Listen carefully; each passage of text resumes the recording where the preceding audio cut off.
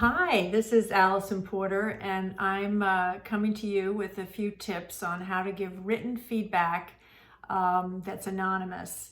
And yeah, thank you so much for being willing to do it. I know it's going to be super appreciated by the managers.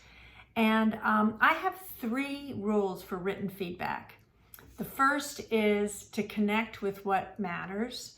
The second is to focus on the pattern, not the person. And the third is to communicate with a growth mindset. So I'm just going to run through each of those three and what that might actually look like as you're working to give the feedback. So the first one, connect with what matters. So when you're asked to give feedback, before you actually start writing, sit down, relax, think about the person and your experience of them. What has been really helpful to you? What has gotten in your way? What behaviors have you observed that you think contribute to that feeling? And then think about, what do you think is most important to communicate? Because you don't get a lot of different opportunities to do the written feedback. And so what would really help them understand your scores, if you've done some numerical scoring, understand how they can improve. So really focus on what's most important, and then you'll be ready to go and do the written feedback. So the second one, which is about focusing on the pattern, not the person. So the worst feedback is when it's super personal, when it's petty, when it's vague and easily misinterpreted. So that's what not to do. So what you should do is focus on things that are specific behaviors and the impact they've had on you and what you've observed them have on the work. So the challenge with the written anonymous feedback is, how can you be specific enough that that without actually just giving up who it is.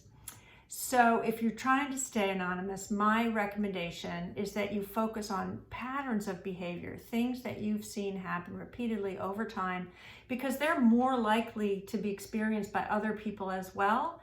So you're able to be specific about the patterns that you've seen, but you're not having to talk about a particular time and place.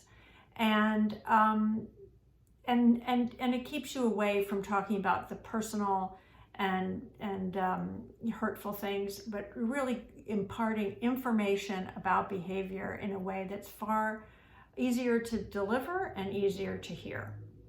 And then the third, about communicating with a growth mindset rather than a fixed mindset.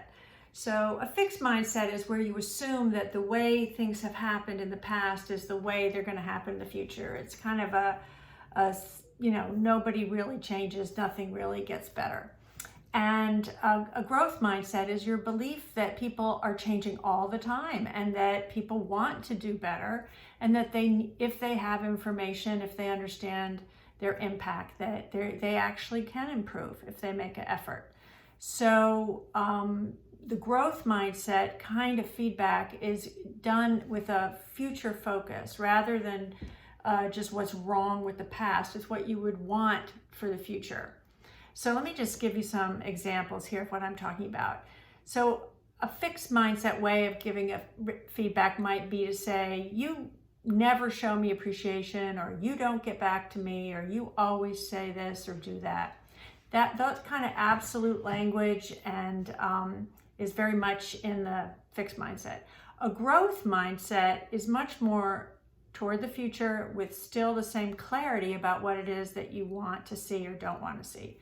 So one would be to say, if you got back to me more promptly when I called you, it would really help me because of X, Y, or Z. Or it would mean a lot to me if you would let me know when I'm doing a good job. Or I've often heard you say you can't do it, and sometimes I think you really can do it. So what you're doing there is you're giving that person something to work toward, instead of just telling them that they were wrong or bad. So getting away from shame and blame and towards constructive, positive, future focus, without actually trying to hide or take away the feedback. And So people often ask if it really matters if you give people positive feedback or negative feedback. And my first reaction to that is to say, don't think of it as positive and negative in the sense that negative is bad and positive is good, because all feedback is information. It's information that people can use to guide their future behavior. And that of course, people want to know what's working so they can keep doing it, so they can feel good about their contribution. Yes, we need that. And we also need to know what we're doing that isn't having the desired effect, or if it is having the desired effect for us, but a negative effect for somebody else, we need to know that too. So that's the way to think about it, is what is the feedback I can give this person that will really help guide their development, guide their learning, and grow their impact.